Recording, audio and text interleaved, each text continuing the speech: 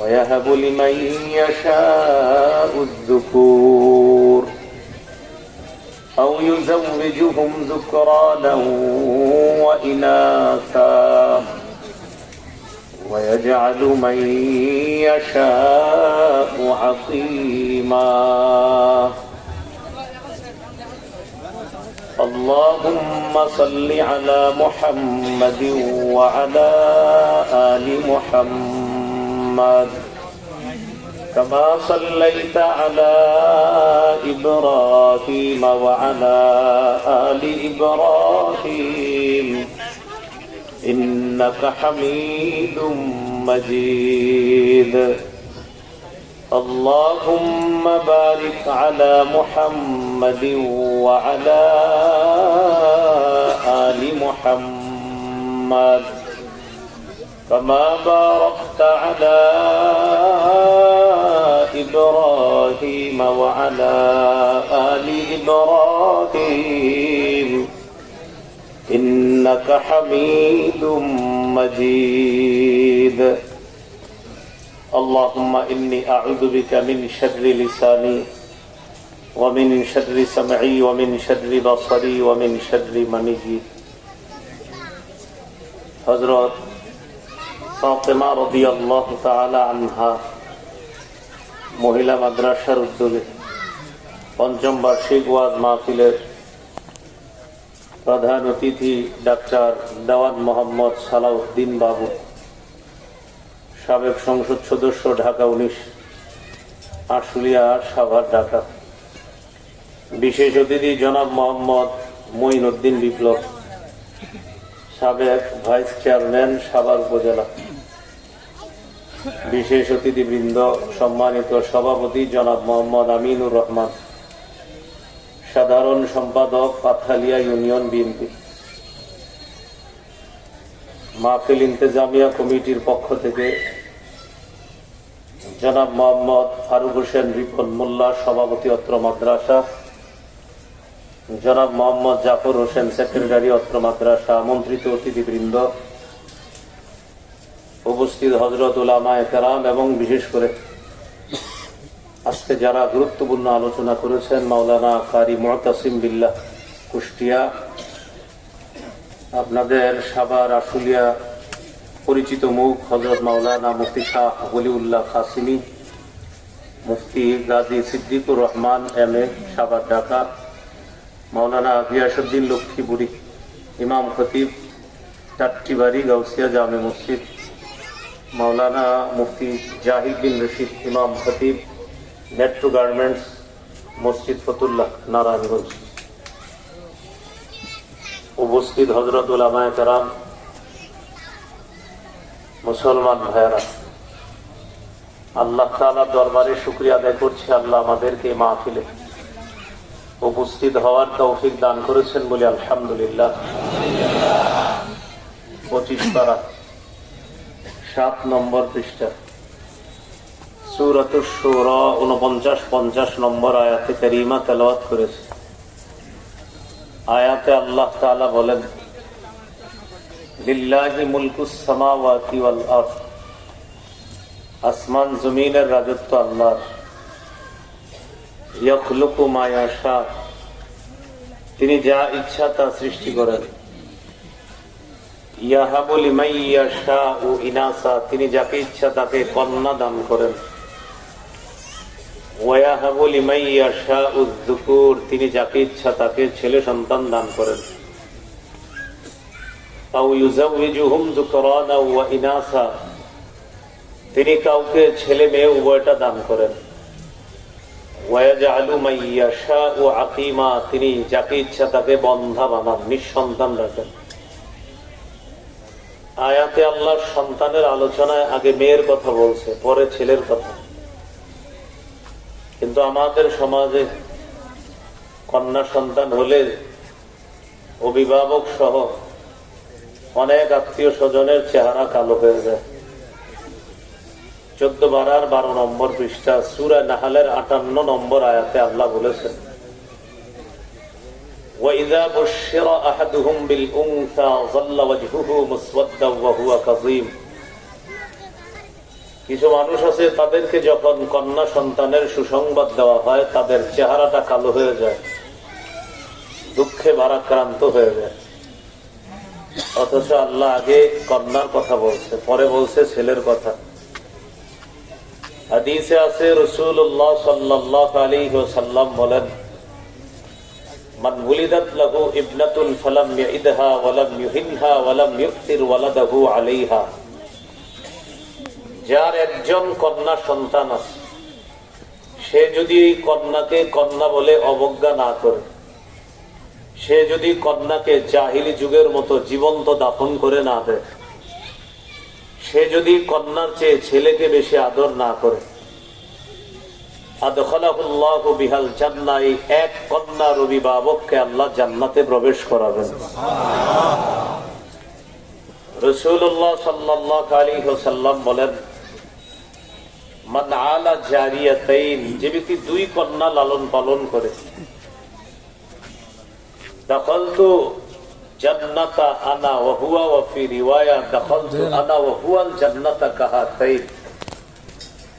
নবীজি বলেন, আমার এই দুই আঙ্গুল যেমন পাশাপাশি, আমি এবং দুই কন্যার অভিভাবক এইভাবে পাশাপাশি জান্নাতে প্রবেশ করব। যার তিন কন্যা আছে, রাসূলুল্লাহ সাল্লাল্লাহু আলাইহি ওয়াসাল্লাম বলেন, মান কানাত লাহু সালাসু বানাত, যার তিনজন মেয়ে আছে অথবা তিনজনের বেশি মেয়ে আছে, এই মেয়েদেরকে বাবা অভিভাবক সুন্দরভাবে লালন পালন করে।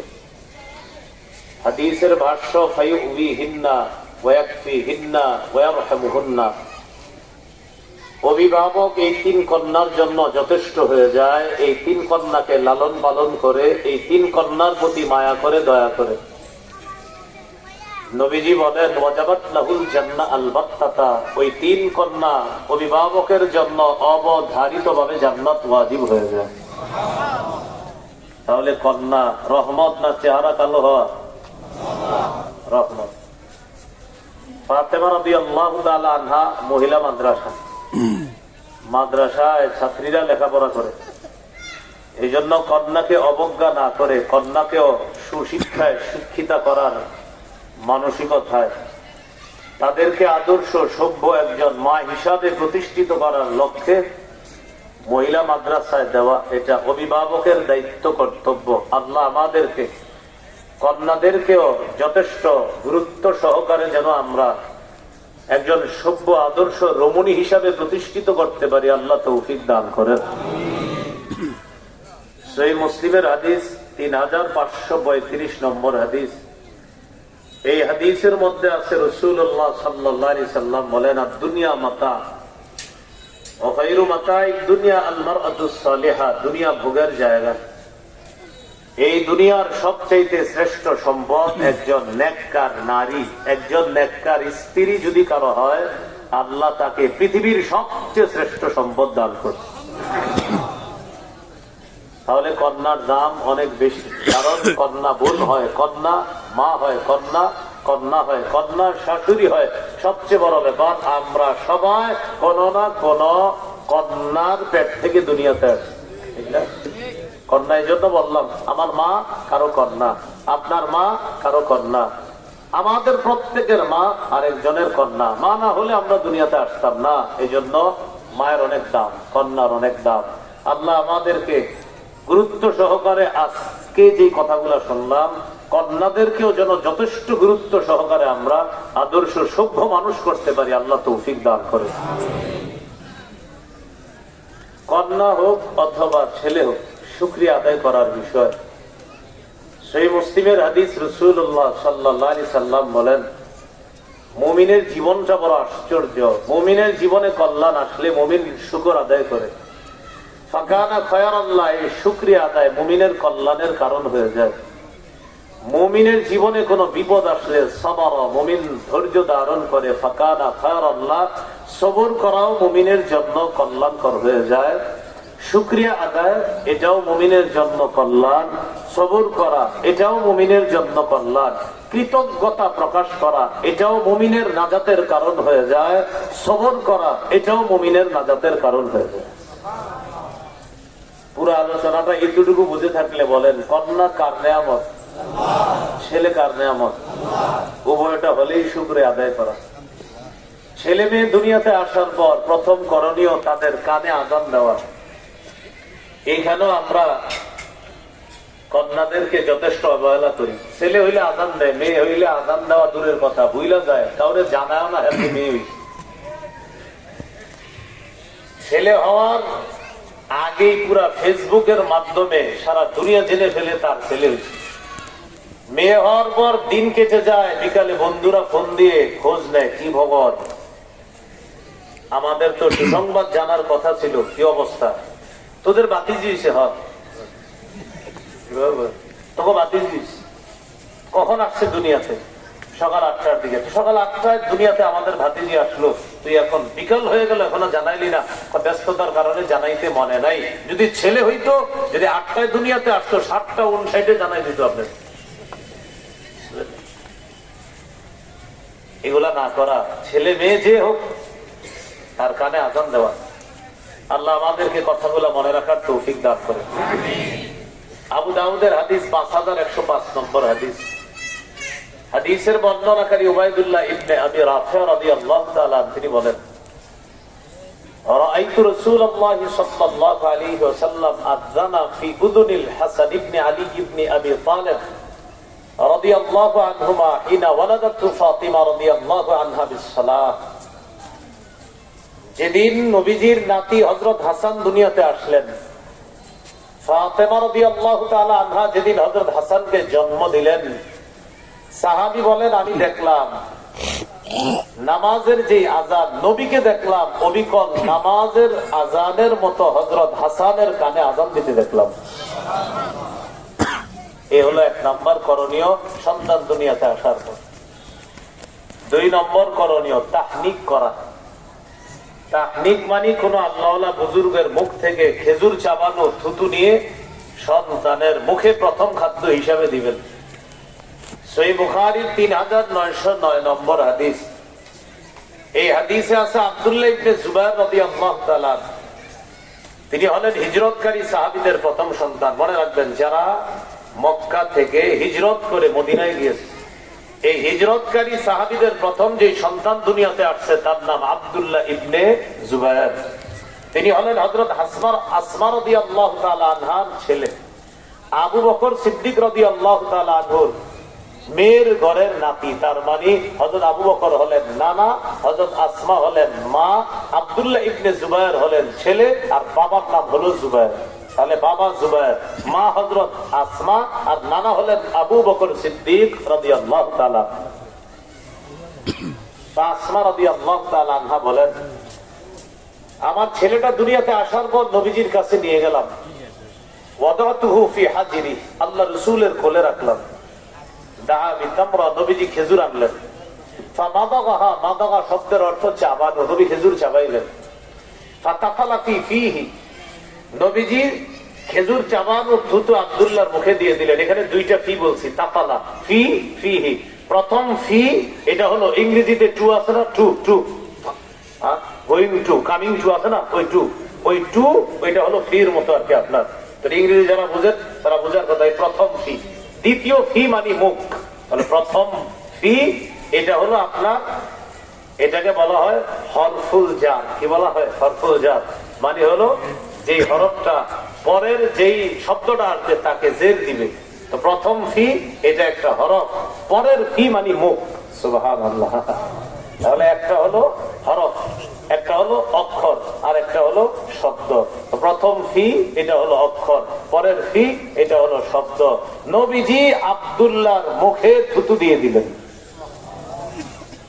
এই থুতু যখন তার পেটে গেছে, আসমা রাদিয়াল্লাহু তাআলা আনহা বলেন, ফাকানা আউওয়ালা শাইইন দাখালা বাতনা আবদিল্লাহ রিকু রাসূলিল্লাহ সাল্লাল্লাহু আলাইহি ওয়াসাল্লাম। আমার ছেলে আব্দুল্লাহর পেটে দুনিয়ার কোন খাদ্য প্রথম যায় নাই, আল্লাহ রাসূলের মুখের থুতু মুবারক আমার সন্তানের পেটে খাদ্য হিসাবে প্রথম খাদ্য গেছে। নবীজি একটু খেজুর আব্দুল্লাহর মুখের ভিতরে তালুতে লাগায় দিচ্ছে, এটাকে বলে তাহনিক। কি বলে? তাহনিক। 3 নম্বর, আমরা যারা নবজাতককে দেখতে যাব, মামা, চাচা, খালা, খালু, ফুফা, ফুফু, আমরা তার জন্য বরকতের দোয়া করব। আবু দাউদের হাদিস 5106 নম্বর হাদিস, খুব মন দিয়ে শুনবেন। এই হাদিসের মধ্যে আছে আয়েশা রাদিয়াল্লাহু তাআলা আনহার বর্ণনা। তিনি বলেন, কানা রাসূলুল্লাহ সাল্লাল্লাহু আলাইহি ওয়াসাল্লাম ইউতা বিস-সিবিয়ান ফাদউ লাহুম বিল বারাকা। রাসূলুল্লাহ সাল্লাল্লাহু আলাইহি সাল্লামের কাছে শিশুদেরকে আনা হতো, নবী তাদের জন্য বরকতের দোয়া করতেন। আমরা যে কোনো শিশুকে দেখতে যাইলে, ছেলে হোক মেয়ে হোক, তার জন্য বরকতের দোয়া করব। আল্লাহ তৌফিক দান করেন। 4 নাম্বার, শিশু কান্না করলে তার কান্না থামায় দেওয়া। মা ব্যাগ দিতে গেছে, মা নামাজে দাঁড়াইছে, মা রান্নার কাজে আছে, আপনি বাবা ঘরে আছেন, শিশু কান্না করা শুরু করছে, তাড়াতাড়ি গিয়ে ওরে কোলে নিয়ে ওর কান্না থামান। মা যদি নামাজের মধ্যে থাকে, বাসায় যদি তখন কেউ না থাকে, মা লম্বা কেরাতের পরিবর্তে সংক্ষিপ্ত কেরাত দিয়ে নামাজ শেষ করে শিশুকে কোলে নিয়ে তার কান্না থামাতে হবে। ইসলাম শিশুর অধিকার এইভাবে রক্ষা করতে বলছে। দলিল সহিহ বুখারী 868 নম্বর হাদিস। এই হাদিসের মধ্যে আছে রাসূলুল্লাহ সাল্লাল্লাহু আলাইহি সাল্লাম বলেন, ইন্নী লাআকুমু ইলাস সালাত উরিদু আন উতাওবিলা ফিহা ফাসমাউ বুকাআস সাবিয়্যি فأتجوز في صلاتي كراهية أن أشق على أمه। আমি নামাজে দাঁড়াই, লম্বা কেরাত পড়ার নিয়ত করি। নবীজির বক্তব্য, নবী বলেন, আমি নামাজে দাঁড়াই, লম্বা কেরাতের নিয়ত করি। ওই মুহূর্তে যদি আমি কোনো শিশুর কান্নার আওয়াজ শুনি, আমি আমার কেরাত সংক্ষিপ্ত করি। লম্বা কেরাতের নিয়তটা পাল্টায়া কেরাত সংক্ষিপ্ত করি। কেন? আমার পিছনে যারা নামাজ পড়তেছে তাদের মধ্যে মহিলা আছে, মা আছে, ওই শিশুর মা আমার পিছনে আছে। আমার নামাজ যদি লম্বা হয়, তাহলে মা পিছনে তার নামাজও লম্বা হবে, শিশুর কান্নাও বাড়তে থাকবে। এই জন্য আমি সংক্ষিপ্ত কেরাত দিয়ে নামাজ শেষ করি, যেন শিশুর কান্নাটা থেমে যায়। কিভাবে থামবে? মা আমার পিছনে তাড়াতাড়ি নামাজ শেষ করে শিশুকে কোলে নিয়ে তার শিশুর কান্না থামাবে। আমি নবী সংক্ষিপ্ত কেরাতের মাধ্যমে মা এবং শিশুর অধিকার প্রতিষ্ঠিত করি। মায়ের অধিকার কি? মা যেন কষ্ট না পায়, এটা মায়ের অধিকার। শিশুর অধিকার কি? শিশুটা বেশি কাঁদলে ওর কষ্ট হবে, এটা তার অধিকার। এ হলো 4 নাম্বার। 5 নাম্বার, আকিকা করা।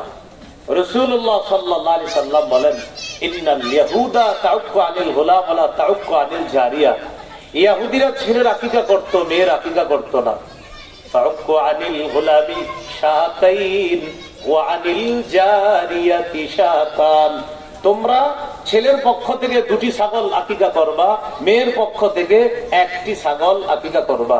তাহলে ইহুদিদের অভ্যাস ছিল, তারা ছেলের আকিকা করত, মেয়ের আকিকা করত না। আমাদেরকে নবী বললেন, তোমরা ছেলের পক্ষ থেকে 2টি, মেয়ের পক্ষ থেকে 1টি পশু আকিকা করবা। মাসালা হলো, কারো যদি সামর্থ্য কম থাকে, ছেলের পক্ষ থেকে 1টি পশু আকিকা করলেও সুন্নাহ আদায় হয়ে যাবে ইনশাআল্লাহ, যদি সামর্থ্য কম থাকে। কত গেল? 5। 6 নাম্বার, শিশুর সুন্দর নাম রাখা। এটা গুরুত্ব দিবেন, সুন্দর নাম রাখা। আবু দাউদের 4949 নম্বর হাদিস। قال رسول الله صلى الله عليه وسلم أحب الأسماء إلى الله عبد الله وعبد الرحمن। রাসূলুল্লাহ সাল্লাল্লাহু আলাইহি সাল্লাম বলেন, আল্লাহর কাছে সর্বাধিক পছন্দনীয় নাম হলো আব্দুল্লাহ, আব্দুর রহমান। হাদিসে আসছে, সাহাবায়ে কেরাম নবীকে জিজ্ঞাসা করলেন, হুজুর, সন্তানের জন্য মা বাবার অন্যতম করণীয় কি, আমাদেরকে একটু বলেন তো। নবীজি বললেন, আইয়ুহসিনা ইসমা ওয়া ইউহসিনা আদাবা। মা বাবার জন্য কর্তব্য হলো সন্তানের সুন্দর নাম রাখা, আর সন্তানকে আদর্শ সভ্য মানুষ করার জন্য সুন্দর শিষ্টাচার শিক্ষা দেওয়া। এটা মা বাবার দায়িত্ব, কর্তব্য। 6 নাম্বার গেল। 6। 7 নাম্বার, শিশুকে মাঝে মাঝে সুন্দর সুন্দর নামে ডাক দিয়া ওরে একটু খুশি করার চেষ্টা করা। মনটা খারাপ, এমন কিছু বলবেন যেন ও হাসি দেয়, ওর মনটা যেন খুশি হয়ে যায়, এমন কিছু সুন্দর সুন্দর নাম ধরে তাকে ডাকা। উপনাম হতে পারে। আগে মুসলমানের মাঝে উপনামের চর্চা ছিল। উপনাম কি জানেন? আবু তাহের, আবুল কাসেম, আবু উমায়ের, এগুলাকে বলে উপনাম। এখন আমাদের মধ্যে আর এই সমস্ত চর্চা হয় না। আবু দাউদের হাদিস 4969 নম্বর হাদিস। এই হাদিসের মধ্যে আছে আনাস রাদিয়াল্লাহু তাআলা আনহুর ছোট ভাই ছিল, তার একটা পাখি ছিল। পাখি হযরত আনাসের ভাইয়ের এই পাখিটা মারা গেছে। নবীজি তাদের বাসায় আসছে। আসার পর দেখলেন হযরত আনাস রাদিয়াল্লাহু তাআলা আনহুর ছোট ভাইয়ের মনটা খারাপ। নবীজি বললেন, ওর কি হয়েছে? ঘরের সদস্যরা জবাব দিলেন, হুজুর মাতা দুগরহু, তার পাখিটা মারা গেছে। রাসূলুল্লাহ সাল্লাল্লাহু আলাইহি সাল্লাম তখন তাকে বললেন, ইয়া আবা উমাইর মা ফাআলান নুগাইর। যারা আরবি বুঝেন তারা এই বাক্যের হাকিকত বুঝার কথা। নবীজি মিলায় দুটা বাক্য বলছে, ইয়া আবা উমাইর মা ফাআলান নুগাইর। নবীজি বললেন, ও আবু উমাইর, ওই ছোট্ট মানুষটাকে বললেন, ছোট্ট পাখিটা কি করলো? নবীজি তারে বলতেছে, ছোট্ট পাখিটা কি করলো? মারা গেল না।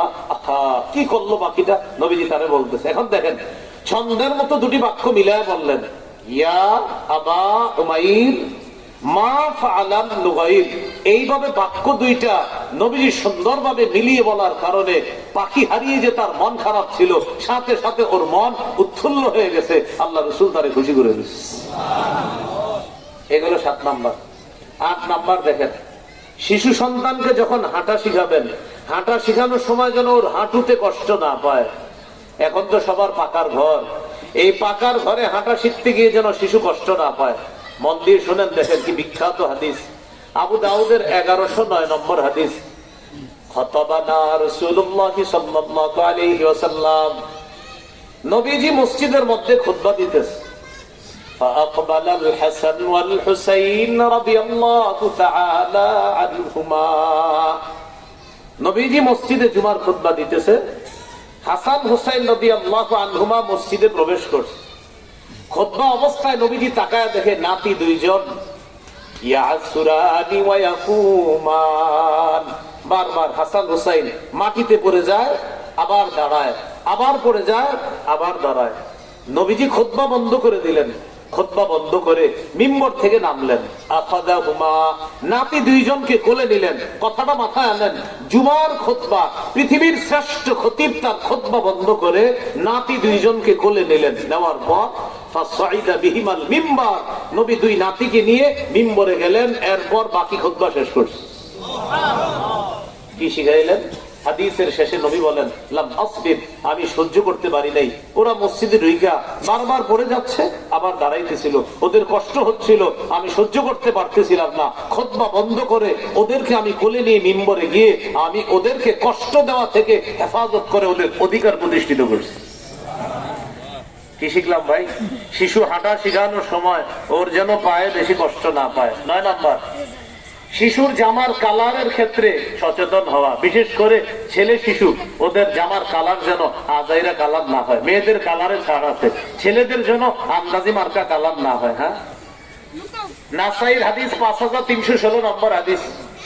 আব্দুল্লাহ ইবনে আমর রাদিয়াল্লাহু তাআলা আনহুমার বর্ণনা, তিনি বলেন, রাআতু রাসূলুল্লাহ সাল্লাল্লাহু আলাইহি ওয়াসাল্লাম আলাইহি তাওবানি মুআসসারান। রাসূলুল্লাহ সাল্লাল্লাহু আলাইহি সাল্লাম তার সাহাবী আব্দুল্লাহ ইবনে আমরকে দেখলেন তার শরীরে দুটি কুসুম রঙের জামা। فقال رسول الله صلى الله عليه وسلم هذه ثياب الكفار فلا تلبسها। আব্দুল্লাহ, এগুলা কি জামা পরছো? এগুলা কাফেরদের পোশাক, না আর পরবা না, এগুলা খুলে ফেলো, এই জামা আর পরিধান করবা না। ভাই, একজন পুরুষের গায়ে নবী দেখলেন কুসুম রঙের জামা, নবী বললেন, এগুলো কি পরছো তুমি, খোলো, এগুলা আর পরবা না। তাহলে ছেলেদের ক্ষেত্রে একটু সচেতন হওয়া। কত গেল? 9। 10 নম্বরটা আপনার আমার সাথে একটু কষ্ট করে বলতে হবে। বলবেন? বলেন, শৈশব থেকে এমন পোশাকে অভ্যস্ত করা যে পোশাক সতর ঢেকে রাখে। এই কথাটা গুরুত্ব দিবেন। শিশুর সতরের কি মাসালা, ওর তো কোনো গুনাহ নাই, কিন্তু ওর ছোটবেলা থেকে শিখাবেন। ও যখন হাঁটু ঢাইকা প্যান্ট পরা শিখবে, মাশাআল্লাহ, আল্লাহ চাইলেও যখন লম্বা হবে ওর প্যান্টটা ছোট হবে। দেখবেন শিশুর প্যান্ট যখন ছোট হয় ও প্যান্ট খালি টানতে থাকে হাঁটু ঢাকার জন্য। কেন? এতদিন ওর হাঁটু ঢাকা ছিল, হঠাৎ ওর হাঁটু ঢাকা নাই, এজন্য খালি প্যান্ট টানে। আপনি শুকরিয়া আদায় করবেন যে আমাদের রব আপনার সন্তানের মস্তিষ্কে অসাধারণ একটা বিষয় আল্লাহ তাআলা ফিট করে দিয়েছে, যে ওর মস্তিষ্কে বসে গিয়েছে যে আমি মুসলমানের সন্তান, মুসলমান, আমার হাঁটুটা ঢাকা রাখতে হয়। ওর মস্তিষ্কে আল্লাহ এটা ঢুকাই দিয়েছে। এই জন্য শৈশব থেকে এটা প্র্যাকটিস করা। সূরা আরাফের 26 নম্বর আয়াতে আল্লাহ বলেন, ইয়া বানি আদম কদ আনজালনা আলাইকুম লিবাসা ইউয়ারি সাওআতিকুম ওয়ারিশা।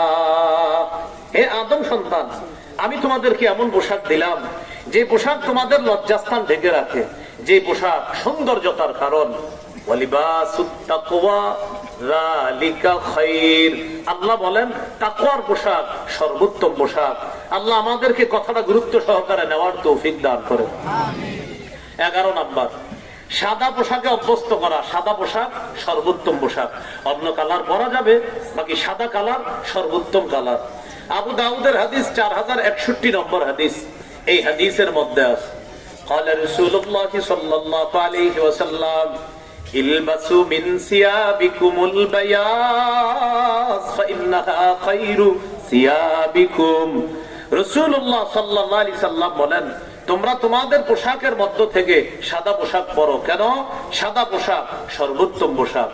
ওয়াকাফিনু ফিহা মাউতাকুম, তোমাদের মধ্যে যারা মারা যায় তাদেরকে সাদা পোশাকে কাফন দিবা। কি শিখলাম? জীবিতরা সাদা পোশাক পরবা, মৃতদেরকেও সাদা পোশাক পরাবা। এখান থেকে একটা শিক্ষা আছে, আমরা যারা জীবিত আছি সাদা পোশাকের দিকে মাঝে মাঝে তাকাইবেন আর চিন্তা করবেন, আমি যদি একটু পরে মারা যাই, ঠিক কিছুক্ষণ পরে আমার স্বজনরা আমারে এই সাদা পোশাকেই কবরে রেখে আসবে। এটা যেন আপনাকে মৃত্যুর কথা স্মরণ করা দেয়। এগুলো 11 নাম্বার। 12 নাম্বার গুরুত্বপূর্ণ অংশ। 12 নাম্বার, শিশুকে এমন পোশাকে অভ্যস্ত না করা যে পোশাক থেকে অহংকারের গন্ধ বের হয়। আপনার সন্তান খুব দামি একটা পোশাক পরছে, সে গিয়ে এমন শিশুদের সাথে মিশছে যে শিশুরা আপনার কম দামি জামা পরা। এখন ও গিয়ে ওদের সাথে বলতেছে, এইগুলা কি পড়ছো তোমরা, দেখছো আমার বাবা কি কিনে দিছে। আপনার সন্তান যেন এটা কখনো না বলে, খুব সতর্ক থাকবেন। আপনার সন্তান যাদের সাথে মিশতেছে ওদের ব্যাপারটা একটু মাথায় রেখে আপনার সন্তানটাকে চালানোর চেষ্টা করবেন। ও যেন কখনোই অহংকারী না হয়, অহংকারের পোশাক যেন ওর শরীরে না আছে। দেখেন আপনার সামর্থ্য আছে, অনেক টাকার জামা পরানোর সামর্থ্য আছে, এটা আমি স্বীকার করছি, কিন্তু আমি বলছি পোশাক যেন ওকে অহংকারী না বানায়, এটা হলো উদ্দেশ্য। 12 নাম্বার গেল এটা। হাদিসের মধ্যে রাসূলুল্লাহ সাল্লাল্লাহু আলাইহি সাল্লাম বলেন, কুলু ওয়াশরাবু ওয়াতাসাদদাকু ওয়ালবাসু মা লাম ইখালিতু ইসরাফুন আও মাখিলা। তোমরা খাও, তোমরা পান করো, তোমরা দান করো, তোমরা পোশাক পরিধান করো, যতক্ষণ অপচয়ের কারণ না হয়, যতক্ষণ অহংকারের কারণ না হয়। উম্মত পানাহার করো, পানাহার যেন তোমাকে অপচয়কারী না বানায়, অহংকারী না বানায়। উম্মত তুমি দান করো, দান যেন তোমাকে অহংকারী না বানায়। উম্মত তুমি পোশাক পরিধান করো, শোনো, পোশাক যেন তোমাদেরকে অহংকারী না বানায়, অপচয়কারী না বানায়। আমাদের নবীর এই উপদেশটা গুরুত্ব সহকারে নিয়ে বাস্তব জীবনে আমলে আনার তৌফিক দান করে। কত গেল? 12। সংখ্যাগুলো একটু গণনা রেখেন, মাঝে যদি আমি উলট পালট করে ফেলি নিয়ে আসবেন। কত গেল? 12। 13 নম্বর, এটা একটু বলতে হবে কষ্ট করে আমার সাথে বলেন। ছেলে শিশুকে রেশম থেকে দূরে রাখা, স্বর্ণ থেকে দূরে রাখা। কাকে? ছেলে শিশুকে রেশম থেকে দূরে রাখা, স্বর্ণ থেকে দূরে রাখা। قال رسول الله صلى الله عليه وسلم وحل الذهب والحرير لأناس أمتي وحرم على ذكورها। রাসূলুল্লাহ সাল্লাল্লাহু আলাইহি সাল্লাম বলেন, আমার উম্মতের মেয়েদের জন্য রেশম হালাল, স্বর্ণ হালাল। আমার উম্মতের ছেলেদের জন্য রেশম হারাম, স্বর্ণ হারাম। আমার উম্মতের ছেলেদের জন্য রেশম হারাম, স্বর্ণ হারাম। তাহলে শৈশব থেকে ওরে এগুলা থেকে দূরে রাখা। 14 নাম্বার, সবকিছু ডান দিক থেকে করার শিক্ষা দেওয়া। সহিহ বুখারীর 168 নম্বর হাদিস। এই হাদিসের মধ্যে আছে কানা রাসূলুল্লাহ সাল্লাল্লাহু আলাইহি ওয়াসাল্লাম ইউজিবুহু তায়াম্মুনু ফিত তানাউলি ওয়াত তারাজ্জুলি ওয়া তুহুরিহি ওয়া ফি শানিহি কুল্লি। নবীজি জুতা পরা, মাথা আছড়ানো, পবিত্রতা অর্জন করা, এমনকি সবকিছু তিনি ডান দিক থেকে করা পছন্দ করতেন। সন্তানকে কিছু দিবেন, ও বাম হাত দিলে আপনি মাথা নাড়ায় বলবেন, এবার ওরা ডান হাত শিখাবেন এইভাবে। এরপরে দিতে দিতে একদিন ও আপনারে বাম হাত দিয়ে ও নিজেই মাথা নাড়াবে, একদিন এমন করবে, ডান হাত দিবে এইভাবে। শুকরিয়া আদায় করবেন যে আমার সন্তানের মস্তিষ্কে আল্লাহ ডান আর বামের গুরুত্বটা আল্লাহ, পার্থক্যটা আল্লাহ ওর মস্তিষ্কে বসায় দিচ্ছে। এইভাবে ওরা ডানের গুরুত্ব শিক্ষা দেওয়া। কত গেল? 14। 15 নাম্বার আল্লাহু আকবার পড়েন। কেন আল্লাহু আকবার বললাম? আমাদের নবী আমাদেরকে জুতা পরাও শিখিয়ে দিয়েছে। সুবহানাল্লাহ। 15 নাম্বার শিশুকে জুতা পরানো শিখানো। قال رسول الله صلى الله عليه وسلم لا تمشي في نعل واحد। রাসূলুল্লাহ সাল্লাল্লাহু আলাইহি সাল্লাম বলেন, এক পায়ে জুতা পরিধান করবা না। বুখারীর বর্ণনা লিনইলহুমা জামিআ আও লিহফিহিমা জামিআ, হয়তো দুই পায়ে জুতা রাখবা, না হয় দুই পা খোলা রাখবা। শিশুকে যদি এক পায়ে জুতা পরান, আরেক পা খালি রাখেন, বারবার উপরে যাবে, অ্যাক্সিডেন্টের সম্ভাবনা আছে। নবী বলেন হয়তো দুই পা খোলা রাখবা, না হয় দুই পায়ে জুতা পরিধান করবা, এক পায়ে জুতা পরিধান করবা না। এই গেল 15। 16 নাম্বার শিশুকে তাওহীদ শিক্ষা দেওয়া। কি শিক্ষা দেওয়া? আমাদের দেশে এখন শিরিকের রমরমা ব্যবসা। কিসের?